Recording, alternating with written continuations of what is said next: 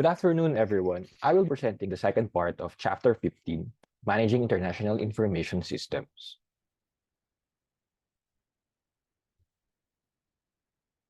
The following are the principal management problems posed by developing international systems. First is agreeing on common user requirements. Second is introducing changes in business processes. Third is coordinating application development. Fourth is coordinating software releases, and fifth is encouraging local users to support global systems. So these problems are the major difficulties that managers experience in developing ordinary domestic systems as well. However, these problems are enormously complicated in the international environment. Let's look at a common scenario. A traditional multinational company, consumer goods company based in the United States and operating in Europe, would like to expand into Asian markets and knows that it must develop a transnational strategy and a supportive information system structure. Like most multinationals, it has dispersed production and marketing to regional and national centers while maintaining a world headquarters and strategic management in the United States. Historically, it has allowed each of the subsidiary foreign divisions to develop its own systems. The only centrally coordinated system is financial controls and reporting. The Central Systems Group in the United States focuses only on domestic functions and production. The result is a hodgepodge of hardware, software, and telecommunications. The email systems between Europe and the United States are incompatible. Each production facility uses a different manufacturing resources, planning system, or a different version of the same ERP system, and different marketing, sales, and human resource systems as well. Hardware and database platforms are wildly different also, and communications between different sites are poor given the high cost of European inter-country communications. So what do we do now? Recommend to the senior management leaders of this company who want to pursue a transnational strategy and develop an information system structure to support a highly coordinated global systems environment. So we must consider the problem we face by examining the 5 challenges I presented earlier. The foreign divisions will resist efforts to agree on common user requirements because they have never thought about much other than their own unit's needs, which is very understandable. The systems groups in US local size, meanwhile, which have been enlarged recently and told to focus on local needs, will not easily accept guidance from anyone recommending a transnational strategy. It will be difficult to convince local managers anywhere in the world that they should change their business procedures to align with other units in the world, especially if this might interfere with their local performance. After all, local managers are rewarded in the company for meeting local objectives of their division or plan. Finally, it will be difficult to coordinate development of projects around the world in the absence of a powerful telecommunications network, and therefore difficult to encourage local users to take on ownership in the systems developed. So for the solution, let us take a look at the global system strategy. The figure below lays out the main dimensions of the solution. First, we must consider that not all systems should be coordinated on a transnational basis. Only some core systems are truly worth sharing from a cost and feasibility point of view. So pag sinabing core systems, ito yung mga systems that support functions that are absolutely critical to the organization. Other systems should be partially coordinated because they share key elements, but they do not have to be totally common across national boundaries. For such systems, a good deal of local variation is possible and desirable. A final group of systems is peripheral, truly provincial, and needed to suit local requirements only. Agency and other coordination costs increase as the firm moves from local option systems toward regional and global systems. However, transaction costs of participating in global markets probably decrease as firms develop global systems. A sensible strategy is to reduce agency costs by developing only a few core global systems that are vital for global operations, leaving other systems in the hands of regional and local units. So how do we identify core systems? The first step is to define a short list of critical core business processes. Business processes are defined briefly. Business processes are sets of logically related tasks to produce specific business results, such as shipping out correct orders to customers or delivering innovative products to the market. Each business process typically involves many functional areas, communicating and coordinating work, information, and knowledge. The way to identify this core business process is to conduct a business process analysis. How are customer orders taken? What happens to them once they are taken? Who fills the orders? And how are they shipped to the customers? So what about the suppliers? Do they have access to manufacturing resource planning systems so that supply is automatic? Ang sabi, we should be able to identify and set priorities in a short list of 10 business processes that are absolutely critical for the firm. Next, can we identify centers of excellence for these processes? Is the customer order fulfillment superior in the United States, manufacturing process control superior in Germany, and human resources superior in Asia? We should be able to identify some areas of the company for some line of business where a division or unit stands out in the performance of one or several business functions. When we understand the business processes of a firm, we can rank order them. And we can then decide which processes should be core applications, centrally coordinated, designed, and implemented around the globe, and which should be regional and local. At the same time, by identifying the critical business processes, the really important ones, we have gone a long way to defining a vision of the future that we should be working toward. So by identifying the critical business processes, we begin to see opportunities for transnational systems. The second strategic step is to conquer the core systems and define these systems as truly transnational. The financial and political costs of defining and implementing transnational systems are extremely high. Thus, we need to keep the list to an absolute minimum, letting our experience be our guide and erring on the side of minimalism. By dividing off a small group of systems as absolutely critical, we divide any potential opposition to a transnational strategy. At the same time, we can appease those who oppose the central worldwide coordination implied by transnational systems by permitting peripheral systems development to progress unabated with the exception of some technical platform requirements.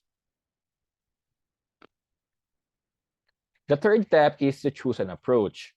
We must avoid piecemeal approaches, as these will fail for lack of visibility, opposition from all who stand to lose from transnational development, and lack of power to convince senior management that the transnational systems are really worth it. Likewise, we should avoid grand design approaches that try to do everything at once. These also tend to fail because of an inability to focus or concentrate the resources. Nothing gets done properly, and opposition to organizational change is needlessly strengthened because the effort requires extraordinary resources. An alternative approach is to evolve transnational applications incrementally from existing applications with a precise and clear vision of the transnational capabilities the organization should have in 5 years. This is sometimes referred to as the salami strategy, or one slice at a time. So what's in it for the company? One of the worst situations to avoid is to build global systems for the sake of building global systems. From the beginning, it is crucial that senior management at headquarters and foreign division managers should clearly understand the benefits that will come to the company as well as to the individual units if they adopt the global system strategy. Although each system offers unique benefits to a particular budget, the overall contribution of global system lies in 4 areas. Global systems, truly integrated, distributed, and transnational systems contribute to superior management and coordination. It is the ability to switch suppliers on a moment's notice from one region to another in a crisis, the ability to move production in response to natural disasters, and the ability to use excess capacity in one region to meet raging demand in another. A second major contribution is the vast improvement in production, operation, and supply and distribution. Imagine a global value chain with global suppliers and a global distribution network. For the first time, senior managers can locate value-adding activities in regions where they are most economically performed. So, syempre, if may improvements sa production, may efficiency gains tayo dyan, such as possibly less expenses in production, which is very advantageous sa company. Third, global systems mean global customers and global marketing. Fixed costs around the world can be amortized over a much larger customer base, and these will unleash new economies of scale at production facilities. Last, global systems mean the ability to optimize the use of corporate funds over a much larger capital base. This means, for instance, that capital in a surplus region can be moved efficiently to expand production of capital-starved regions.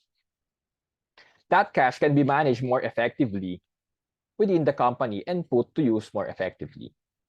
These strategies will not by themselves create global systems. We have to implement what we strategize. So for the management solution implementation, we now can reconsider how to handle the most vexing problems that managers face in developing global information system architectures, which I described earlier. So first is agreeing on common user requirements. So dito, we need to come up with a concise list of core business process and core support systems. Naturally, ang magiging result niyan is magkakaroon tayo ng rational comparison across the many divisions ng company. And we also need to, of course, develop a common language, when discussing the business so that we could reach an understanding ng mga common elements and for us to be able to agree which qualities must remain local and alin yun talaga mag-a-adapt tayo ng global strategy. Yung second is introducing changes in business practices, processes. Yung success kasi natin as an agent will highly depend sa legitimacy natin, sa authority natin, and sa ability natin to involve the users in the change design process. So legitimacy is defined as the extent to which our authority is accepted on grounds of competence, vision, and other qualities. So dito napapasok yung mga concept na pinag-aralan din natin sa leadership na subject natin. So how good is our persuasive prowess and how well can we involve these people in the process? The selection of a viable change strategy, which we have defined as evolutionary, but with a vision, should assist us in convincing others that change is feasible and desirable. And a key tactic is involving people in change and giving them the assurance that change is in the best interest of the company and their local units as well. Third is coordinating applications development. So choice of change strategy is critical for this problem. At the global level, there is far too much complexity to attempt a grand design strategy of change. Thus, it is far easier to coordinate change by making small incremental steps toward a larger vision. Imagine a 5-year plan of action rather than a 2-year plan of action and reduce the set of transnational systems to a bare minimum to reduce coordination costs. Firms can institute procedures to ensure that all operating units convert to new software updates at the same time so that everyone's software is compatible. So this is under coordinating software releases. So very explanatory naman siya. The firm may just roll out a policy to ensure compatibility ng mga software na ginagamit sa iba't ibang panig ng mundo.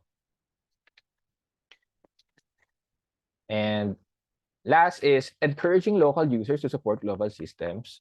So the key to this problem is to involve the users in the creation of the design without giving up control over the development of the project to parochial interests.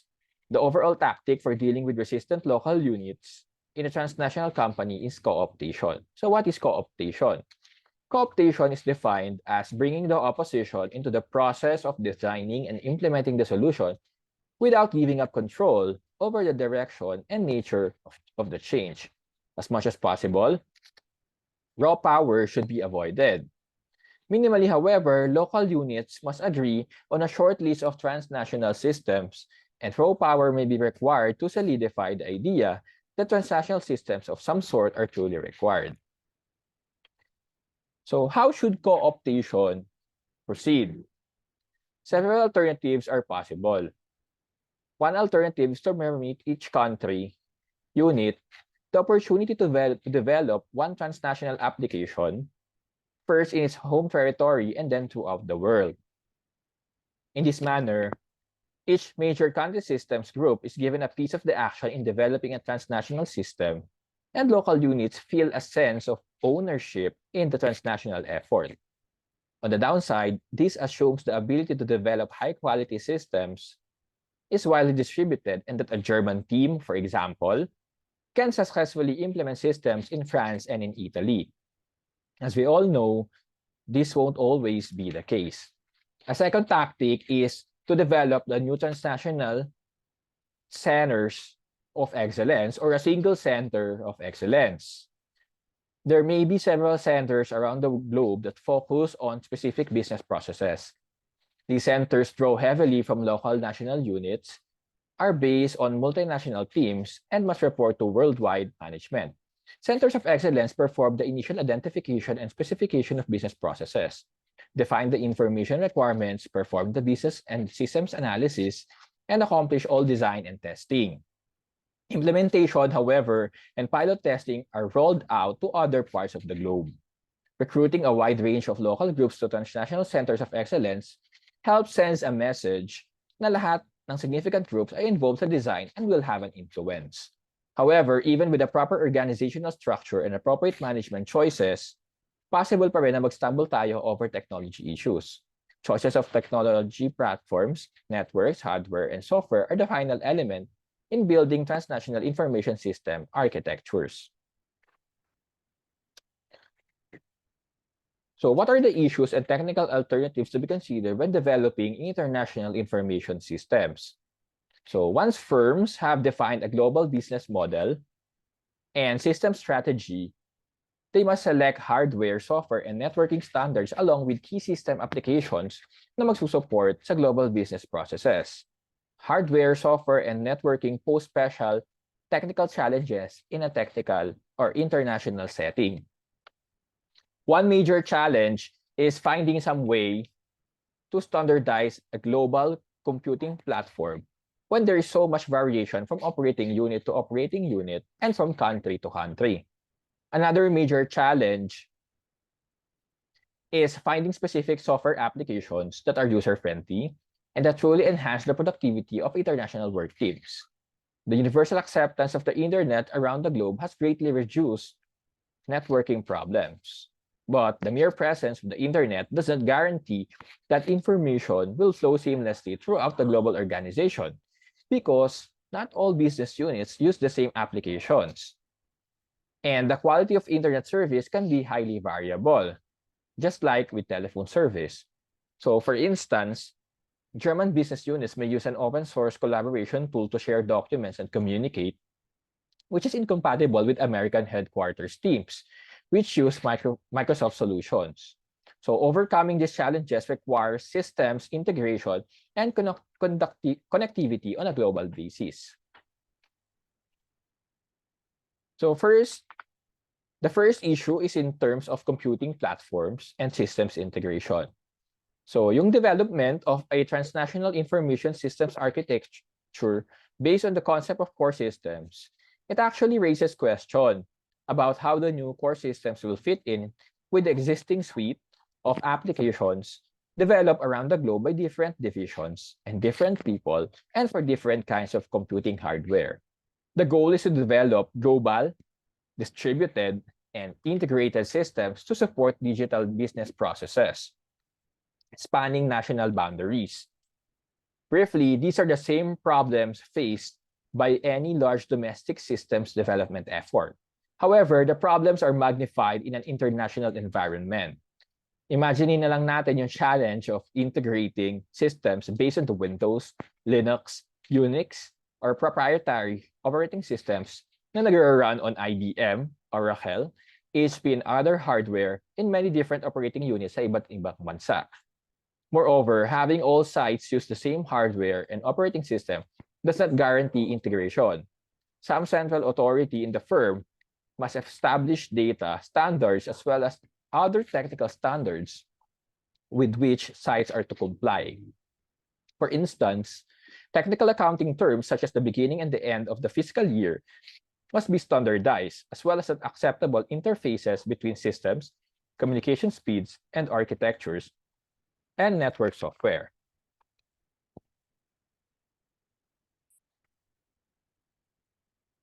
So the second issue is connectivity. Truly integrated global systems must have, of course, connectivity. Yung connectivity, ito yung ability to link together the systems and people of a global firm into a single integrated network, just like the phone system, but capable of voice, data, and image transmissions. As you all know, the internet has provided an enormously powerful foundation for providing connectivity among the dispersed units of global firms. However, many issues remain. The public internet does not guarantee any level of service, even in the United States.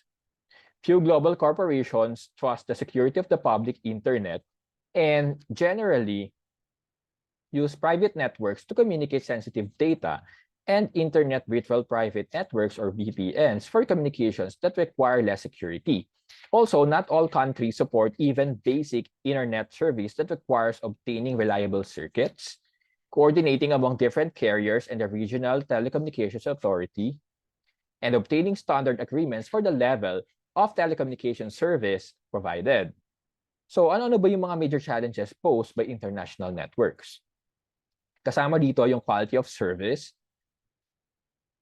security, cost and tariffs, network management, installation delays, poor quality of international service, regulatory constraints, and network capacity.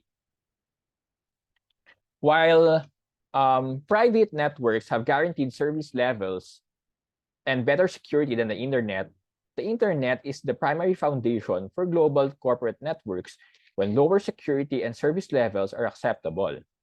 Companies can create global intranets for internal communication or extranets to exchange information more rapidly with business partners in their supply chains. They can use the public internet to create global networks using VPNs for internet service providers, which provide many features of a private network using the public internet.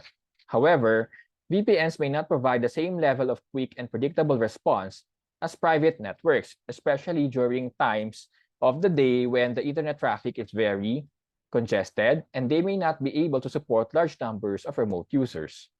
Access to internet service is limited in many developing countries, and makikita natin yun dito sa PowerPoint slide.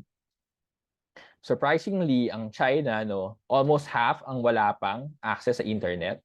And as we all know, more than 1 billion ang kanilang population. And tulad ng karamihan sa mga African countries like Algeria and Chad, na alam naman natin is one of the poorest continents in the world.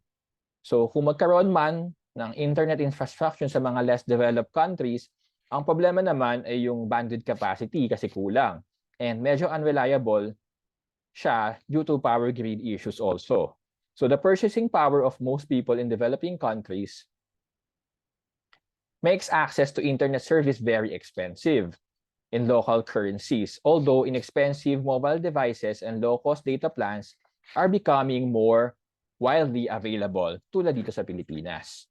In addition, many countries monitor transmissions, and aware tayo dito. Governments in China, Iran, and Saudi Arabia monitor internet traffic and block access to websites considered morally or politically offensive. I think at one point naban yung Facebook doon sa China.